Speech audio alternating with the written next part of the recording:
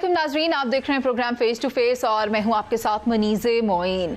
भारत समेत दुनिया भर की नजरें पाकिस्तान में होने वाली फील्ड मार्शल की तैनाती बतौर CDF और चीफ ऑफ आर्मी स्टाफ की तरफ हैं।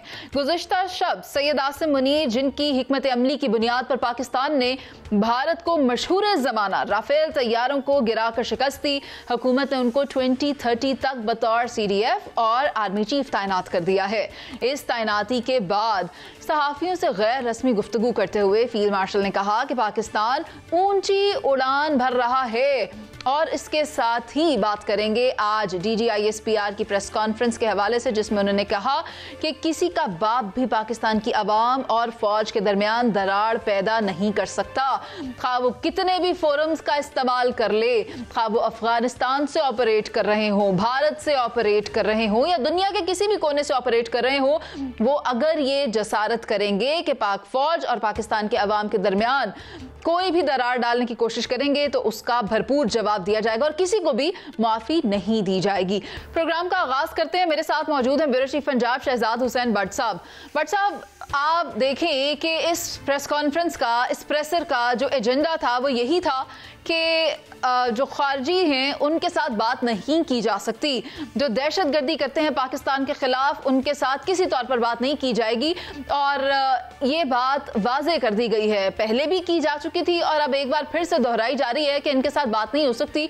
हाँ, एक जमात ख्वाह जरूर है कि इनके साथ बैठकर बात की जाए, तो बात उनके साथ नहीं होगी जो पाकिस्तान के अमन को दागदार करते हैं। और साथ ही साथ वो एक सियासी जमात की बात कर रहे थे, उसके कायद की बात कर रहे थे और कह रहे थे रियासत मुखालिफ जो भी एजेंडा चलाता है, जो भी रियासत की तरफ मैली आंख से देखता है, जो भी ये नैरेटिव बनाने की कोशिश करता है, फॉल्स बयानिए बेचने की कोशिश करता है, रियासत के खिलाफ अवाम को करता है, मुल्क को दागदार करने की कोशिश करता है, उसको माफी नहीं मिलेगी। आप भी सुन रहे थे शहजाद हुसैन भट्ट साहब। दुरुस्त कह रही हैं मुनीज़े मोइन साहबा। सबसे पहली बात तो यह है कि पाकिस्तान की तारीख का मजबूत तरीन फौजी और दफाई ढांचा जो है वह तश्कील पा चुका है। 27वीं जो तरमीम थी उसके बाद chairman joint chief of staff committee का जो ओहदा था उसे ख़त्म कर दिया गया। तकरीबन 50 बरस के बाद अस्करी ढांचे का ये हिस्सा भी रहा। अब सवाल ये है कि अब तक सबसे ज़्यादा तवील मुद्दत तक जो इस ओहदे पर रहने वाले शख्स होंगे आर्मी चीफ के ओहदे पर, वो फील्ड मार्शल आसिम मुनीर साहब को ये एजाज़ हासिल हो गया। अच्छा, आसिम मुनीर साहब के जो अब ISPR की जो प्रेस कॉन्फ्रेंस है उनकी जो तर्जमानी कर रहे हैं, आप उसकी जो बात कर रही हैं, तो उसको दो अंदाज से बताया जा सकता है। पहली बात तो मेरा सादा जो स्टाइल है मैं आपको बता देता हूँ, और 4 लाइनें जो उन्होंने बोली हैं वो भी मैंने लिख के रखी हुई हैं कि उन्होंने क्या कहा। पहली बात मैं आपसे ये करूँगा कि इमरान खान की जो बहन है उसने जो आखिरी मुलाकात की है इमरान खान के साथ, उसके बाद पंडोरा बक्स खुल गया है। अब जो उन्होंने हार्ट टॉक करनी थी, जो उन्होंने नाम लेकर जिसको मुखातब करना था वो कर दिया। अब वो कैदी नंबर 804, बानी चेयरमैन, वो सारे नाम शाम की बजाय नया नाम आ गया है, ज़हनी मरीज। अब ज़हनी मरीज का एक नया लक़ब मिल गया उनको। सवाल ये है कि अब जो मैं देख रहा हूँ, जो मैंने बॉडी लैंग्वेज देखी है, अब ये पंजाबी ज़बान में तो मैं कह सकता हूँ कि डंडा, छितर और पटा डाला जाएगा। अब लिहाज ख़त्म हो गया। और जो गद्दारी वाली बात है, अल्लाह ना करे ऐसा हो, लेकिन मुझे आर्टिकल 6 की तरफ भी आइंदा फ्यूचर में चीज़ें जाती नज़र आ रही हैं। क्योंकि जो ISPR की प्रेस कॉन्फ्रेंस थी उसमें ये देखें, उन्होंने 4 लाइनें मैंने लिख ली थी उस वक्त। उन्होंने कहा कि ज़हनी मरीज ने 2 दिन कबल ट्वीट किया और फौज के खिलाफ बयानिया दिया। तुम हो कौन? सीधा सवाल है, तुम हो कौन? क्या पैगाम देना चाहते हो? समझते क्या हो अपने आप को? ज़हनी मरीज की सियासत खत्म हो चुकी। अब इसका बयानिया नहीं चलेगा, इसका बाप भी पाक फौज में दरार नहीं डाल सकता। मतलब ये जो लैंग्वेज है, बॉडी लैंग्वेज है, ये अब डे बाय डे सख्त हो गई है। और जिस तरह अडियाला जेल के बाहर मुलाकात के बाद जो बीज बोया था, काबिल एहतराम डॉक्टर उज़मा खानम इमरान खान की बहन ने डायरेक्टली वार किया था, उसका डायरेक्टली जवाब आया। लेकिन मुनीज़े, आप तो इस वक्त इस्लामाबाद में हैं और उस प्रेस कॉन्फ्रेंस में मौजूद भी थी, तस्वीर मैंने आपकी देखी है, आपने क्या ऑब्जर्व किया, आप बताएं। शहजाद हुसैन भट्ट साहब, मैं तो एक ही बात दोहराना चाहूंगी जो उस प्रेसर में बारहा की गई DGISPR की जानिब से, और वो ये कह रहे थे कि you can fool some of the people all the time. You can fool all of the people some of the time, but you cannot fool all of the people all of the time. और अगर आप बार बार एक ही बात कही जाएंगे और एक ही बयानिया बनाई जाएंगे और वो बयानिया पिट चुका होगा, तो ये ज़रूरी नहीं है कि वो लोग आपके पीछे चलकर रियासत के खिलाफ अपनी आवाज़ बुलंद करें। और ये मौका भी नहीं दिया जाएगा रियासत की जानिब से। जो सिक्योरिटी के इदारे हैं वो भी इस बात की इजाज़त नहीं देंगे। और सबसे अहम बात शहजाद हुसैन भट्ट साहब उनकी जानिब से ये की गई कि अब इंटरनल नेशनल सिक्योरिटी थ्रेट पैदा हो चुका है। जब भी मुलाकात करने के लिए उनकी कोई बहन अंदर जाती हैं या उनके वकला अंदर जाते हैं, तो बजाय इसके कि वो सूबे की तरक्की के लिए कोई बात करें, वो सूबे के मसाइल के लिए कोई बात करें। आप ये देखें कि केपी की अगर आप जॉबलेसनेस की बात करें तो वहां पर लोग सबसे पहले नंबर पर मौजूद हैं जो कि बेरोजगार हैं। मैं ओवरऑल पाकिस्तान की बात कर रही हूं। उस मामले पर तो कोई बात नहीं करते, वहां पर इंफ्रास्ट्रक्चर पर तो कोई बात नहीं करते, डेवलपमेंट पर तो कोई बात नहीं करते, पार्लियामान में किस तरह हिस्सा डालना है उस पर तो बात नहीं करते, बल्कि वो सिर्फ और सिर्फ अडयाला के बाहर धरना देकर अपने बानी से मुलाकात के लिए बयानियां बनाते हैं, एजेंडास तैयार करते हैं, किस तरह रियासत को सबटाज करना है, ब्लॉक करना है, सड़कों पर निकलना है, तोड़फोड़ करनी है, वो चीजें तैयार की जाती हैं। तो इस चीज की इजाजत स्टेट की जानिब से नहीं दी जा सकती। इससे पहले अली अमीन गंडापुर थे और अब आप देखें वजीर आला केपी सोहेल आफरीदी भी कुछ इससे मुख्तलिफ काम कर नहीं रहे हैं। वो हमें कहाँ दिखाई देते हैं? अडयाला के बाहर धरना दिए हुए। आप सिर्फ ये बता दें कि आपने केपी के अवाम के लिए क्या किया। आपको इतना वक्त दिया गया, आपने अपनी टर्म को दोहराया और दोहराने के बावजूद आप केपी के अंदर क्या तब्दीली लेकर आ सके? आप बात करते हैं तब्दीली की, आप बात करते हैं तरक्की की, आपकी जमात बात करती है तब्दीली की, तरक्की की और अवाम के राइट्स की, लेकिन आप कर क्या रहे हैं? आप दुरुस्त फरमा रही हैं जो बात आप केपी की कर रही हैं। रुक जाइए भट्ट साहब, रुक जाइए भट्ट साहब, मेरी बात सुने, बड़ी अहम बात है। आप सिर्फ एक शख्सियत की जानिब अपनी उंगली उठाकर अगर ये कहें कि ये रियासत के खिलाफ है, इसके खिलाफ जो बात करेगा वो ही ठीक बात कर रहा है और सब उसी के खिलाफ बात करेंगे, तो एक शख्सियत के खिलाफ सियासत नहीं की जा सकती। आप सियासत करें, आपको सियासत करने से कौन रोकता है? कोई नहीं रोक रहा उस सियासी जमात को सियासत करने से, लेकिन अगर वो रियासत के खिलाफ सियासत करेंगे तो ये किस तरह चल सकता है? इस तरह तो उनका अपना सूबा नहीं चल सकता। भट्ट साहब, आप जो फरमा रही हैं केपी के सूबे के हवाले से, यहां तक मैं आपके साथ मुत्फिक हूं कि 3 दफा बारियां ले चुके हैं और 15 साल तकरीबन हो गए हैं। केपी के अवाम का कसूर क्या है बेचारों का? अगर वहां पर उनको इस तरह उनके मसाइल तय नहीं हो रहे तो जुल्म तो है, रियासत को इस सिलसिले में इकदाम करना पड़ेगा। लेकिन मुनीज़े ये बताएं कि वो ट्विटर वाली क्या कहानी थी कि ट्विटर कौन चला रहा है और अब ट्विटर नहीं चलेगा, जो बाहर बंदे बैठे होंगे उनके साथ सख्त हाथों से निपटा जाएगा, उसकी भी कहानी सुनाए ना। जिसके तहत पाकिस्तान ने मार्काए हक जो है वो देखा, बनियानम मरसूस पाकिस्तान को फतह मिली, उस शख्स के खिलाफ अगर आप पूरी कैंपेन चला रहे हैं तो आपको लगता है कि ये कौम सोई हुई है, आपको लगता है कि ये कौम जागी नहीं है, उसको अभी तक शऊर नहीं आया और आप उसकी ब्रेन वॉशिंग कर सकेंगे, तो ये तो होने से रहा। लेकिन ये कहते हैं भट्ट साहब, ये कहते हैं कि हम आज़ादी इजहारे राय रखते हैं, हम आर्टिकल 17 की पासदारी कर रहे हैं, मगर आप हमें वो करने नहीं दे रहे। तो कहाँ ये लिखा है आर्टिकल 17 में कि आप जाएं सिक्योरिटी के लिए एक अलमिया बन जाएं, आप जो हैं वो डिफेंस के ऊपर बहुत बड़ी कदगन बन जाएं और आप मुल्क की इंटेग्रिटी को दागदार कर दें, तो हम आपको कहें कि आप आर्टिकल 17 को प्रैक्टिस करें, आप आज़ादी इजहार राय की कैपेसिटी में अपने सोशल मीडिया प्लेटफॉर्म्स पर आकर स्टेट मुखालिफ नैरेटिव बनाएं और आप लोगों को प्रोवोक करें, आप उन्हें इंसाइट करें, तो ये आप कैसे कर सकते हैं? दिस इज नॉट आर्टिकल 17 जो आपको वो अलाउ करता है, जो आप उसको आधा अपने मतलब के हिसाब से पोर्ट्रे करते हैं। और सिर्फ यही नहीं है, उन्होंने एक और नेक्सस को जाहिर किया। शहजाद हुसैन भट्ट साहब, उन्होंने बाकायदा तौर पर वीडियो तैयार की हुई थी जिसमें कि ये दिखाया जाता है कि आगाज किधर से होता है। पहले ट्वीट होता है पाकिस्तान तहरीक इंसाफ के बानी के अकाउंट से, फिर वो ट्वीट होता है उस सियासी जमात के ऑफिशियल अकाउंट से, उसके बाद वही ट्वीट होता है इंडिया के ट्विटर अकाउंट से, और फिर वो अफगानिस्तान के ट्विटर अकाउंट से होता है।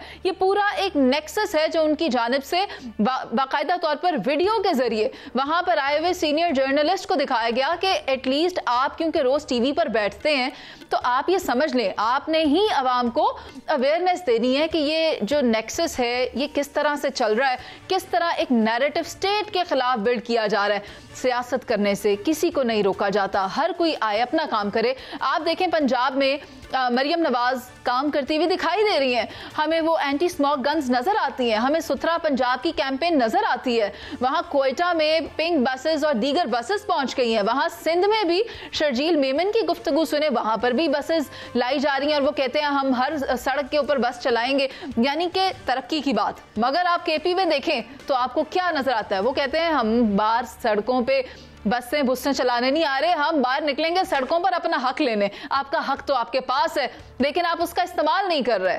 यानी कि मुझे जो समझ आई है आपकी बातों से वो तो ये है कि बात सियासत से आगे निकल गई है और अब बॉल जो है वो पंजाब हुकूमत और दीगर हुकूमतों वफाकी हुकूमत के कंट्रोल में है कि उसने सिंगल या डबल ही लेनी है या अब मामलात को कंट्रोल करने के लिए चौके या चिक्के मारेगी।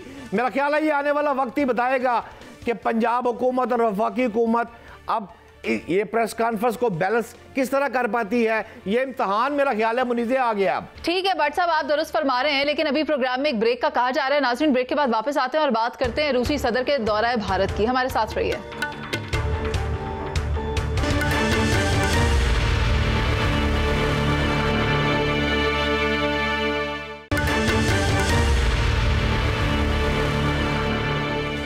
वेलकम बैक नाजरीन। जनूबी एशिया इस वक्त बड़ी पॉलिटिकल तब्दीलियों से गुजर रहा है। वो भारत जो खुद को दुनिया की चौथी बड़ी इकोनॉमी कहता है वो पाकिस्तान के हाथों शिकस्त खाने के बाद अब अपना खोया हुआ मकाम हासिल करने की कोशिश करता हुआ दिखाई दे रहा है।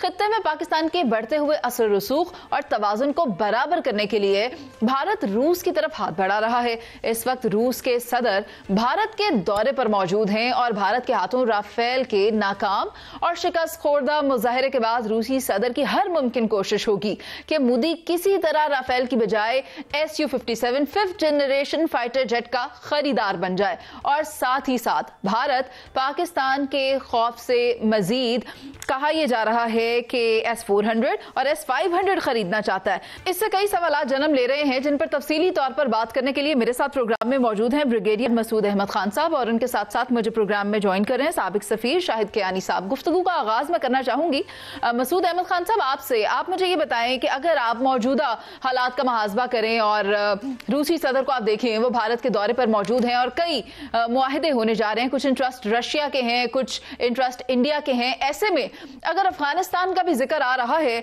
तो कहा यह जा रहा है कि अफगानिस्तान के जो मामलात हैं वो ठीक हैं। रूसी सदर का स्टेटमेंट ऑन रिकॉर्ड है इस हवाले से, it is writing on the wall. तो आप मुझे ये बताएं कि अब ऐसे में ये स्टेटमेंट्स पाकिस्तान को किस तरह से असरअंदाज कर सकते हैं? जी हाँ, बहुत शुक्रिया। देखें, मेरा ख्याल में रशिया को खुद अंदर से पता है जिस तरह थ्रेट है। देखें ना, रशिया को फिक्र है, सेंट्रल एशियन स्टेट्स की भी फिक्र है जो वहाँ से थ्रेट एमिनेट कर रहे हैं अफगानिस्तान से।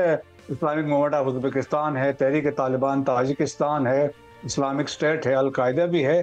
तो लेकिन अंदर से पब्लिक ओपिनियन को कंजम्पशन के लिए और स्पेशली जब आप इंडिया में बैठे हो तो उसके लिए ऐसी स्टेटमेंट उन्होंने दी है। लेकिन वो अंदर से समझते हैं जो मॉस्को कंसर्ट में हमला हुआ वो अफगानिस्तान से ओरिजिनेट हुआ था, इस्लामिक स्टेट उसमें इन्वॉल्व थी। और अभी जिस तरीके से ताजिकिस्तान में वाकयात हुए हैं और इवन द चाइनीज को कंसर्न है। So Chinese and Russians are one that अगर अभी देखें इस मल्टीपोलर वर्ल्ड में, लेकिन जिस तरीके से बयानात है तो मेरे ख्याल में उससे कोई फर्क नहीं पड़ता। अंदर से वो समझते हैं कि क्या थ्रेट दुनिया में डेवलप कर रहा है अफगानिस्तान से। और देयरफॉर देखें कि एक ग्रेट गेम भी खेली जा रही है अफगानिस्तान के अंदर, क्योंकि इसमें रशिया का अपना इंटरेस्ट है, चाइनीज का भी इंटरेस्ट है, अमेरिकन का भी इंटरेस्ट है। अमेरिकन पे भी समझ रहे हैं कि हम पीछे रह गए हैं। तो देयरफॉर वहाँ पे एक स्ट्रगल है और रेंट मटेरियल के पीछे आ रहे हैं। वहाँ पे अपनी जो पॉलिटिकल कंट्रोल करना चाहते हैं अफगानिस्तान के अंदर। तो बहुत सारी डेवलपमेंट्स हो रही है सो जो भी स्टेटमेंट दी जाती है अपने मुल्क के इंटरेस्ट में दी जाती है, पब्लिक को देखी जाती है, जिस मुल्क में आप बैठे हैं वहाँ के हालात और वाक़यात को देखी जाती है। सो पाकिस्तान को कोई कंसर्न नहीं होना चाहिए, क्योंकि देखे अब इंटरनेशनल कम्युनिटी ने मान लिया कि थ्रेट जेन्युइन है और रियल है। और जिस तरीके से रिसेंट वाक़यात हुए हैं अमेरिका में, वाशिंगटन में, उसके बाद से 6 और अफगान पकड़े गए हैं। देयर आर 41 कंट्रीज है यूरोप में, elsewhere, they have confirmed the sleeper cells in 41 countries. European union ने 92 थ्रेट अलर्ट्स जारी किए अफगानिस्तान रिलेटेड है। सो आप समझ लें कि एक राइवलरी भी है between Russia and the western countries. मैं ना आपकी बातों से एक बात अखज़ कर रही हूँ, और आज जो प्रेस कॉन्फ्रेंस भी हुई DGISPR की जानिब से भी कहा गया कि एक मखसूस जमात ऐसी है जो चाहती है कि खवारिज के साथ बात की जाए। आप देखें कि अमेरिका भी इस बात को तस्लीम करता है कि अफगानिस्तान की जो ज़मीन है वो दहशतगर्दी के लिए इस्तेमाल हो रही है। आप देखें कि भारत के काबुल के साथ रवाबित कितने बेहतर हैं, और अब आप रूसी सदर का स्टेटमेंट देख लें, और उसके बाद अगर हम आज की इस प्रेस कॉन्फ्रेंस को देखें तो कहा यह जाता है कि बात नहीं हो सकती इन लोगों के साथ। एक पाकिस्तान का नैरेटिव है, एक पाकिस्तान की पॉलिसी है। अब उसके मुतबादिल ऑन द कॉन्ट्रेरी आप देखें कि रूस क्या कह रहा है, भारत क्या कहता है और अमेरिका क्या कहता है। अब आप मुझे बताएं, क्या रूस भी भारत के तर्ज पर चलकर अफगानिस्तान की सपोर्ट करेगा, उसको एनकरेज करेगा? तस्लीम तो वो पहले ही करता है। नहीं, बिल्कुल नहीं करेगा। देखिए कि इंटरनेशनल कम्युनिटी में उनकी स्टैंडिंग मैटर करती है। चाइनीज का बड़ा कंसर्न है, चाइनीज पे अटैक्स हो रहे हैं, ताजिकिस्तान पे हुए, पाकिस्तान में अंदर जो खता कलामी की माजरत मसूद अहमद खान साहब, शायद मैं अपना सवाल ठीक से कह नहीं पाई। मैं रवाल साबिक सफीर शाहिद कियानी साहब से है मैं जी, शाहिद कियानी इजाजत दें तो मैं उनको बस उनसे दोबारा पूछ लें, कोई बुराई नहीं है, पूछ लें आप उनसे कोई। शाहिद कियानी साहब, मैं उनकी जानिब दोबारा चली जाऊंगी, लेकिन मैं आपसे ये पूछना चाहती हूँ कि अभी आप देखें आज भी प्रेस कॉन्फ्रेंस हुई है DGISPR की जानिब से, उन्होंने कहा है कि ख्वारिज के साथ बात नहीं हो सकती, जबकि एक सियासी जमात कहती है कि ख्वारिज के साथ बात की जाए। अब आप ब्रॉडर पर्सपेक्टिव पर देखें अगर, तो आप देखें कि अमेरिका का मौक़िफ़ भी वाज़ेह है, दहशतगर्दी के खिलाफ नहीं होनी चाहिए। काबुल के साथ भारत के रवाबित कितने स्ट्रॉन्ग आप देख रहे हैं। दूसरी जानिब रूसी सदर का आप स्टेटमेंट देखें, तो ऐसे में आपको लगता है कि क्या रूस भी भारत के तर्ज पर अफगानिस्तान को सपोर्ट करेगा, जबकि अमेरिका उसके मुखालिफ मौजूद है, पाकिस्तान का स्टेटमेंट उसके मुखालिफ मौजूद है कि इनसे कोई बात नहीं की जा सकती? देखिए, मैं आपको एक बताऊं, खारजा पॉलिसी जो बनाई जाती है ना, कोई मुल्क हो, हिंदुस्तान है, पाकिस्तान है, रूस है, चीन, जो भी है, वो नेशनल इंटरेस्ट को देख के बनाई जाती है। और मैं आपको थोड़ा सा एक बैकग्राउंड दे दूं कि जब हिंदुस्तान के ताल्लुकात सोवियत यूनियन से बनाए गए तो जियो पोलिटिकल लोकेशन को देख के बनाए कि tyranny of geography means geographically उस ज़माने नेहरू साहब जो थे वज़ीर आज़म, उन्होंने बनाई थी। इनके एक तो लेफ्ट लीनिंग थे, दूसरा उन्होंने देखा कि ये जो सुपर पावर, 2 सुपर पावर थी सेकेंड वर्ल्ड वॉर के बाद, ये सुपर पावर तो बिल्कुल करीब है, और दूसरी जो अमेरिका है वो कितने हज़ारों मील दूर है। तो इनके ताल्लुकात 47 से लेके अब तक ऊपर नीचे होते हैं, लेकिन के ताल्लुकात काफ़ी क्लोज हैं। यहाँ पर मोदी जो हुकूमत है, उन्होंने, मैं अपनी समझता हूँ, अपनी पॉलिसी अपनी नेशनल इंटरेस्ट को देखते हुए इन्होंने यहाँ से शिफ्ट किया और अमेरिका की तरफ जाने की कोशिश की, लेकिन उनको हुआ ये, अब जाकर उनको एहसास हुआ कि ये पॉलिसी नहीं चली। जो हमसाया नज़दीक है रूस, वो बेहतर है। एक तो ये बात। दूसरी बात, आप यहाँ आ जाएं, और इसी वजह से अगर आप देखें तो उन्होंने वो यूक्रेन की इशू के ऊपर न्यूट्रलिटी शो की। अब जो प्रेसिडेंट पुतिन है, उनकी भी मजबूरी है और हिंदुस्तान की वज़ीर आज़म की मजबूरी है, दोनों के एक दूसरे की ज़रूरत है। मैं उसकी वजह बता देता हूँ। वजह यह है कि यूक्रेन की जंग बंद कराने के लिए अभी देखें, कल परसों जो मीटिंग हुई थी अमेरिका के रेप्रेजेंटेटिव की पेटकॉफ की पुतिन के साथ, उससे निकला कुछ भी नहीं। यहाँ वो जंग बंद करना चाहते हैं, लेकिन प्रेसिडेंट पुतिन अपने टर्म्स पे बंद करना चाहते हैं, जबकि यूरोपियन मुल्क जो हैं वो भी चाहते हैं जंग बंद हो, लेकिन on the terms of Ukraine. ठीक है, अमेरिका ने इस वक्त, मैं आपको बता दूं, हाथ यूक्रेन के ऊपर सपोर्ट में तकरीबन हटा दिए गए हैं। यहाँ आप आ जाएं हिंदुस्तान को, हिंदुस्तान मसले में फंस गया, बड़ी बुरी तरह फंस गया है कि उसने ये जब ये पहलगाम के इशू जो खड़ा हुआ था, उस वक्त जो बहुत बड़ा ब्लंडर कमिट ये किया कि जब प्रेसिडेंट ट्रंप ने कहा कि जी जंग मैंने बंद करवाई है, जबकि ये वज़ीर आज़म मोदी साहब आज तक उसके इनकारी हैं, तो ताल्लुकात गड़बड़ हो गए। फिर उन्होंने कहा कि जी आप तेल खरीद रहे हैं क्या नाम रूस से, वो भी गड़बड़ हो गई। अब अगर आप लेटेस्ट में आ जाएं तो प्रेसिडेंट ट्रंप की प्रेस कॉन्फ्रेंस देखकर उन्होंने कहा भाई कि भाई न्यूक्लियर एनर्जी जो है, जो फ्यूल है, वो तो अमेरिका हमसे खरीदता है, तो हिंदुस्तान को क्यों मना कर रहा है कि वो हमसे वो फ्यूल ना लें। लेकिन ये चीज़ें, ये कमर्शियल चीज़ें, ये चलती रहेंगी, सब कुछ है। लेकिन इस वक्त मैं आपको बताऊं, आपने कहा है ना कि वो अफगानिस्तान एक ऐसा इशू है जिस पे मैं बता दूं ग्लोबल कंसेंसस है कि ये अब सेंटर ऑफ टेररिज्म बन चुका है, बता रहा हूँ मैं आपको। और जो मैं हैरान इस बात पर हूँ कि ये जो हुकूमत है वहाँ पर क्या नाम तालिबान की, ये होश क्या नाखून नहीं ले रहे, सैनिटी प्रिवेल नहीं कर रही। भाई कौन सी जंग आप लड़ना चाहते हैं? आपकी जिसे कहते हैं पीसफुल कोएग्जिस्टेंस, आपके जो बॉर्डर्स पर होती हैं वो ज़रूरी हैं ताकि आप अंदर फोकस करें, अपने लोगों की हेल्थ, एजुकेशन, उनको बेहतर करें। अभी आप देखें ना, जो उन पे तो तवज्जो नहीं दे रहे जी, मैं वही कह रहा हूँ ना, ये सैनिटी प्रिवेल नहीं कर रही। आपने कहा ना कि रूस का और हिंदुस्तान का, मैं समझता हूँ जी कि हमें अपना जो नैरेटिव, जिसे कहते हैं बैटल ऑफ नैरेटिव्स, हमें अपना नैरेटिव जारी रखना चाहिए, जो एक्सेप्ट भी हो रहा है कि अफगानिस्तान अनकरीब एक सेंटर ऑफ टेररिज्म बन रहा है, क्योंकि वो अपने अंदर जो बॉर्डर्स के अंदर कहते तो हैं कि जी हमारा कंट्रोल है, लेकिन आपके अंदर बॉर्डर्स के अंदर जो लोग छुपे हुए हैं, ठीक है, हमारे ऊपर हमला कर रहे हैं, और सदरात से कह रहे हैं, उसका जो नतीजा बहुत ही गलत निकल रहा है। और आप देखें ये जो अमेरिका के अंदर अटैक हुआ है, इसके बाद मैं समझता हूँ कि सर अमेरिका के अटैक को आप रहने दें, वो बात अभी ज़ेरे तफ्तीश है। लेकिन मैं ये कहना चाहूंगी, जो आप बात करें ना बैटल ऑफ नैरेटिव्स, वो अब बहुत पीछे रह गई है।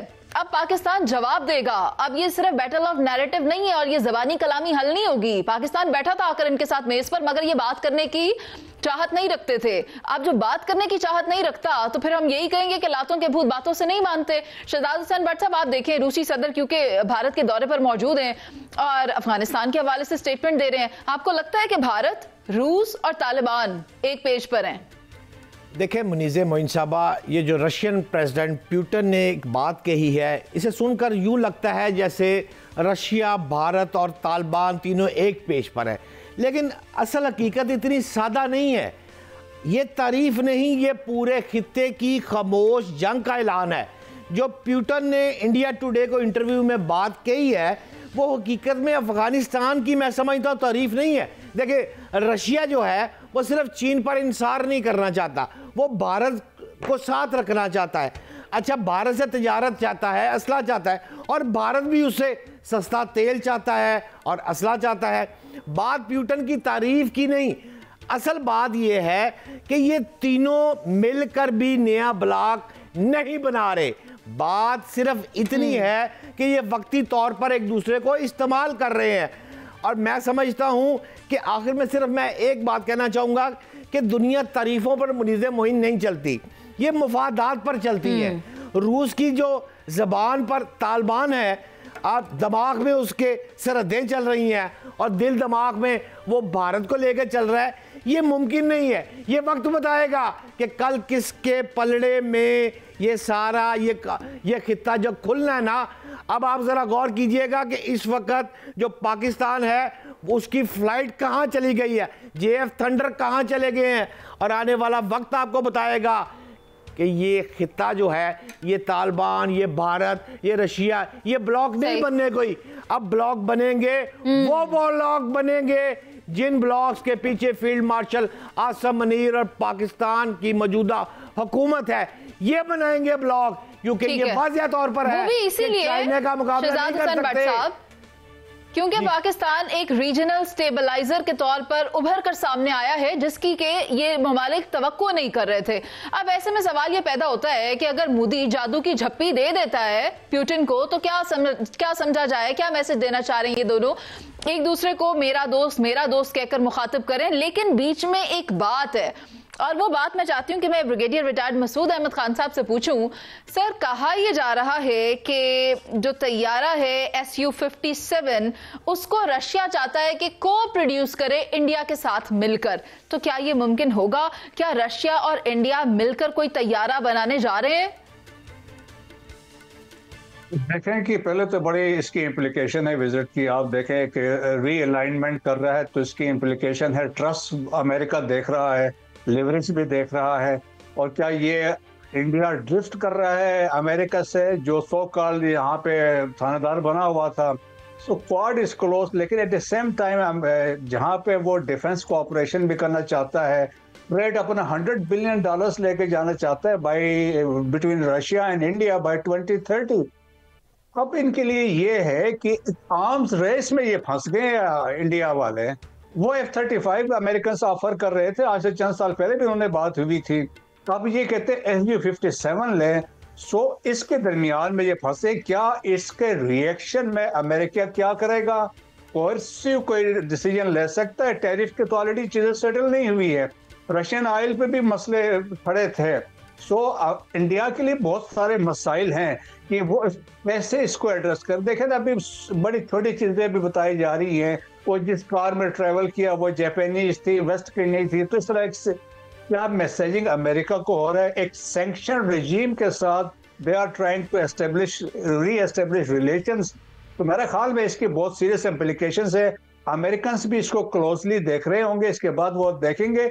और भारत जो SU-57 की, मुझे नहीं लगता है कि इनके पास नियर फ्यूचर में ये ले सके, लॉन्ग टर्म में होगी, क्योंकि ऑफर तो अमेरिका की तरफ से भी है। और S-400 की भी बात है, S-500 की भी बात हो रही है।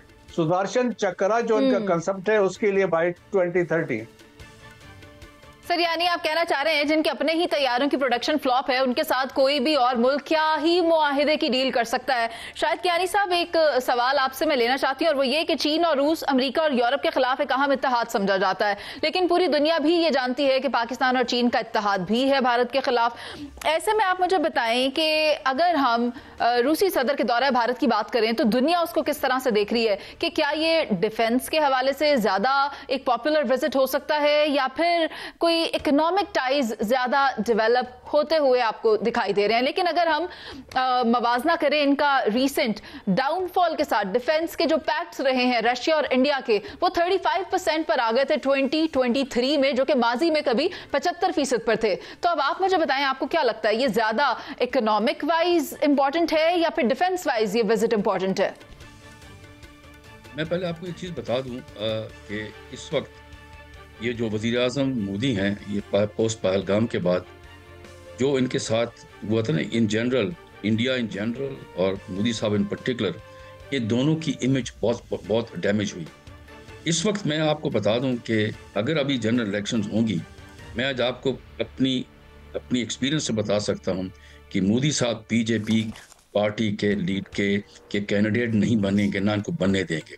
अब इनका सर्वाइवल का मसला है। इनके लिए पुतिन की विजिट बड़ी देर से थी, आई इनको थोड़ा बहुत, जिसे कहते हैं, एक सपोर्ट मिल गया कि जी एक one of the major powers neighbour है जिनके साथ इनके 70-75 साल से ताल्लुकात हैं, वो आए। आप याद रखें कि जब भी रूस की इसी मुल्क के साथ जो होती है बायलैटरल जो बातचीत जारी रहती है, जब तक प्रेसिडेंट पुतिन वहाँ नहीं जाते उसकी अहमियत नहीं बढ़ती। यहाँ उनकी अहमियत है, इनकी अपनी प्राइम मिनिस्टर की, प्रेसिडेंट पुतिन की इंडिया में आने की, ये इसमें आप कोई नहीं। दूसरी बात यह है कि इनकी, मैं समझता हूँ कि इकोनॉमिकली इन दोनों को एक दूसरे की इकोनॉमिकली ज़रूरत है। डिफेंस अपनी जगह पर है, वो आप डिफेंस उनके वो इसी पे चल रहे हैं। उनकी डिफेंस इक्विपमेंट सारा का सारा रूसी है। अमेरिका का भी आना शुरू हुआ है। लेकिन यहाँ पर दो मैसेजेस हैं, इकोनॉमिक को टाइज को इनलार्ज करना, सियासी टाइज को भी स्ट्रेंथन करना। ये दोनों चीज़ें इसके ऊपर हैं, दोनों को एक दूसरे की ज़रूरत है। इस वक्त आप देखें तो मैंने बताया था ना कि रूस अमेरिका के साथ बातचीत भी कर रहा है, वो जो यूक्रेन की उस पर है, कई और चीज़ें इश्यूज हैं उनके साथ है। इंडिया जो है वो भी एक चाहता है कि बैलेंस करे रूस और अमेरिका, लेकिन उसको मुश्किल बहुत सारी आ रही हैं, बहुत सारी इस वक्त। इंडिया को मुश्किल फेस करनी पड़ रही है कि अमेरिका का इंतखाब करे या रूस का करे। तो ये सूरत हाल तो सबके सामने ही है। लेकिन मुझे एक ब्रेक का कहा जा रहा है। शायद कियानी साहब बहुत शुक्रिया आपका, और ब्रिगेडियर रिटायर्ड मसूद अहमद खान साहब बहुत शुक्रिया आपका भी। एक ब्रेक पर चलते हैं, जिसके बाद वापस आएंगे और बात करेंगे क्या पाकिस्तान में गाड़ियां वाकई तौर पर सस्ती होने जा रही हैं। हमारे साथ रहिए।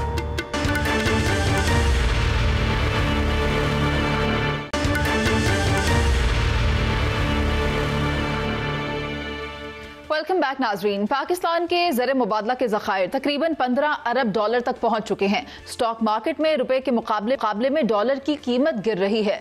दोस्त ममालिक कर्ज रोल ओवर कर रहे हैं, जबकि तुर्की अभी पाकिस्तान में गैस से ज़खायर और ऑफशोर ड्रिलिंग में दिलचस्पी जाहिर कर रहा है। $1 मिलियन के मुआहिदों पर दस्तखत हो चुके हैं। क्या पाकिस्तान माशी इस्तेहकाम की तरफ बढ़ रहा है? और साथ ही साथ बात करेंगे कि चाइनीज गाड़ियों की दुनिया में बढ़ती हुई मार्केट से पाकिस्तान की गाड़ियों की मार्केट पर क्या असर पड़ेगा। इसी पर बात करने के लिए माहिर मईशत डॉक्टर खाजीब हमारे साथ मौजूद हैं, तो बिला ताखीर उन्हें शामिल गुफ्तगू करते हैं। सर, मैं आपसे ये जानना चाहूंगी कि तवानाई की डिस्ट्रीब्यूशन कंपनीज यानी डिस्कोस की मुजव्वजा निजकारी में तुर्क कंपनियों की दिलचस्पी, पाकिस्तान के पावर सेक्टर में अगर देखा जाए तो जो शफाफियत है, कारकर्दगी है, सार्फिन पर बोझ में कमी के हवाले से किस हद तक आप समझते हैं कि हकीकी और पायदार इस्लाहात ला सकती है? देखिए, the important point two remember is कि आपके पास एक स्टेबिलिटी है। स्टेबिलिटी IMF एंगेजमेंट की वजह से और अथॉरिटीज़ ने फॉलो थ्रूज किए। आपकी अफरात ज़र कम हो गई, आपका रुपया जो है वो स्टेबलाइज एक तरह से कर गया, फॉरेन एक्सचेंज रिजर्व्स बढ़ गए। अब व्हाट यू सी इज़ कि ये वो मौका है कि आप अपनी जो अंदरूनी एफिशिएंसीज और अंदरूनी स्ट्रक्चर्स हैं उनको ठीक करें। एनर्जी इज़ वन ऑफ दो स्ट्रक्चर्स। अब आप मसलन समझें कि आपके पास गैस स्टोरेज जो है वो उस तरह से नहीं है जो होनी चाहिए। So Turkey can be helpful अगर आप कमर्शियली ओरिएंटेड उनके साथ मुआहदे करेंगे। This is truly important. आप ऐसा ना करें कि जैसे आप पहले गारंटीड रिटर्न्स के साथ 17% डॉलर पे रिटर्न देकर मुआहदे करते रहे, जिनको आप पावर प्रोजेक्ट्स कहते थे। तो जो गैप्स हैं आपके, चाहे वो गैस स्टोरेज के हों, एजिंग ट्रांसमिशन है आपकी पावर प्रोजेक्ट्स की। आपने कई दफ़ा सुना साउथ से नॉर्थ एनर्जी कैरी करना मुश्किल होता है। इसी तरह जो गैस स्ट्रक्चर की है ये आप कर सकते हैं, बट ये commercial partnerships, not boring by the government, so that ये आपके डेट को ना बढ़ाए, बल्कि गिव्स पाकिस्तान अ चांस कि विदाउट एडिंग डेट आप अपने इंफ्रास्ट्रक्चर को मॉडर्नाइज कर सकें। आई think that's the thought process behind this. Sir, इस बारे में आपका क्या ख्याल है? अगर हम पाकिस्तान के ज़र मुबादला के ज़खायर की बात करें, आपके पास ज़्यादा बेहतर स्टैट्स होंगे, 15 अरब डॉलर तक के ज़र मुबादला के ज़खायर हैं, और उसके बाद अगर हम IMF की बात करें, अगर ये अभी जो हमारा इनके साथ मुआहिदा है वो रिन्यू हो जाता है, तो आपको क्या लगता है कि पाकिस्तान की मईशत क्या एस्केलेट कर सकती है? मुनीज़ा, एक तो इट्स मतलब truly important for Pakistan to stay the course with the IMF, but it's also truly important for Pakistan के जो मुआहिदा है उनके साथ चल रहा, उसमें अब थोड़ा सा रूम पैदा करें कि इकॉनमी को सांस लेने का मौका मिले। टैक्सेशन का निज़ाम है, उसमें बहुत हाई टैक्सेस हैं, इंडिविजुअल्स पे भी, सैलरी नॉन सैलरीड पे भी, मैन्युफैक्चरिंग पे भी। सो इसको ईज ऑफ करें, थोड़ा सा जो कॉस्ट ऑफ डूइंग बिजनेस है उसको नीचे लाने की कोशिश करें। उनके साथ जो प्राइसिंग्स तय हुई हैं सेक्टर्स की, उसकी बजाय एफिशिएंसीज को ठीक करके कॉस्ट ऑफ डूइंग बिजनेस को नीचे लाएं। थोड़ा सा रेगुलेटरी निज़ाम ठीक करें। IMF के साथ engagement is a matter of good negotiation. IMF के एंगेजमेंट में 2 साल और रहना है, इसके बगैर चारा नहीं है। ये इसलिए है कि आपको जो 25 अरब डॉलर एक ऑन दी एवरेज सालाना एक्सटर्नल फाइनेंसिंग चाहिए, वो मुमकिन नहीं हो सकती अगर IMF का कवर ना हो। This is truly important. पर इसने आपको ये वक्त और स्पेस दिया मुनीज़े कि जो घर ठीक करना है, रेगुलेशन है, एनर्जी है, प्राइवेटाइजेशन है, डीरेगुलेशन के अलावा मुल्क की जो फिस्कल यानी कि मालियाती खसारे को उस्तवार करना है उन बुनियाद पर कि आप इस तरह के खर्चे ना कर रहे हों। एक तो टैक्स की बात होगी ना कि इस तरह के खर्चे ना कर रहे हों जो वफाक को नहीं करने चाहिए, इस तरह के खर्चे डिविजन्स ना चला रहे हो जो वफाक को नहीं चलाने चाहिए, सब्सिडीज का रिफॉर्म है, इसी तरह पेंशन का रिफॉर्म है। ये सारे काम आपको होते हुए दिखाई दें। SOEs की प्राइवेटाइजेशन है, ये सारा कुछ करने के लिए आपको पर्चा, अपने डॉक्टर, अपनी ह्यूमन रिसोर्स बिल्ड करनी पड़ेगी। That's probably the most important message for Pakistan right now. Sir, जहां आप इस पर रोशनी डाल रहे हैं कि हमें क्या करने की ज़रूरत है, मुझे तो IMF की जानिब से दी गई रिकमेंडेशंस भी याद आ रही हैं, और वो रिपोर्ट भी, GCD रिपोर्ट जो IMF की जानिब से जारी की गई थी, वो देखकर भी बहुत अफसोस होता है कि आज हम किस मकाम पर खड़े हैं। ऐसे में लोगों के कुछ कंसर्न्स हैं। अगर मैं बात करूं ऑटो इंडस्ट्री की, तो मुसलसल महंगाई का शिकार दिखाई देती है। जो लोकल असेंबलर्स हैं उनकी अजारादारी भी देखने में आ रही है, उनका एक माफिया भी देखने में आ रहा है, जिसके बाइस जो लोकल गाड़ियां हैं, जो गाड़ियां मैन्युफैक्चर की जा रही हैं कौमी सतह पर भी, वो आवाम की पहुंच से दूर हो गई हैं। आपको लगता है कि कहीं ना कहीं अगर इन माफियाज को तोड़ा जाए तो गाड़ियां सस्ती हो सकती हैं, जैसे पेट्रोल, जैसे चीनी?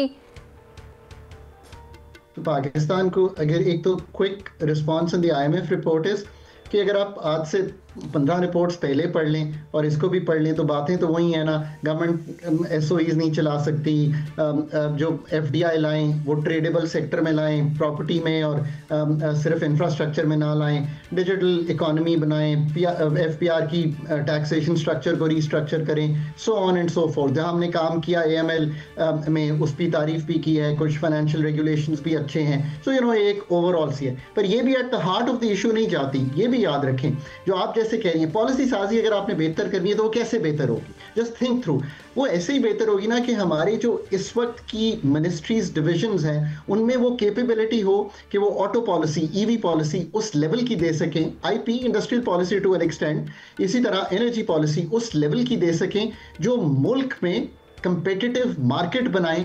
अगर कंपटीशन होगा, जैसे कि आपके सेक्टर में एक 80 चैनल अगर खड़े हुए हैं, तो अगर आप अच्छा परफॉर्म नहीं करेंगी, अगर आप अच्छी एंकर नहीं होंगी, तो आप आउट ऑफ बिजनेस चली जाएंगी, आपका channel GNN out of business चला जाएगा। So you have to stay truly competitive, get good guests, that is called a competitive market. हमने तो बहुत अरसे से पाकिस्तान की ऑटो सेक्टर को ना खोलने दिया, 2-3 प्लेयर्स के साथ उस सेक्टर को एज असेंबली यूनिट्स चलाया, वो भी वो असेंबली जो पाकिस्तान में लाख सवा लाख गाड़ी बेचती थी, दुनिया में कहीं गाड़ी नहीं बेच सकती थी।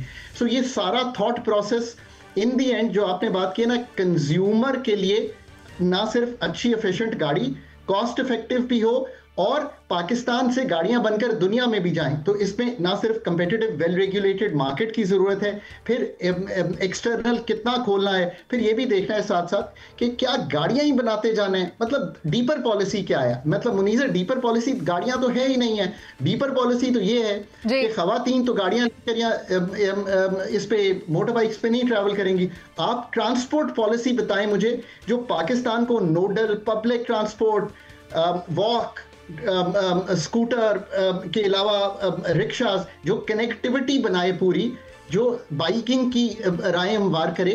ये है आज की ट्रांसपोर्ट पॉलिसी दुनिया भर के किसी भी मुल्क में। अच्छा, कतक कलामी की बात, आप ट्रांसपोर्ट पॉलिसी की बात करें, मैं आपसे ये जानना चाहूंगी, मुझे मुख्तसर करके इस बात का जवाब दीजिएगा। ये जो चीन से गाड़ियां अगर पाकिस्तान में आती हैं तो पाकिस्तान की मार्केट के अंदर जो एक माफिया बैठा हुआ है, क्या उस पर असरअंदाज हो सकती हैं? क्या यहाँ पर जो हाई प्राइसेस हैं वो टूट सकती हैं?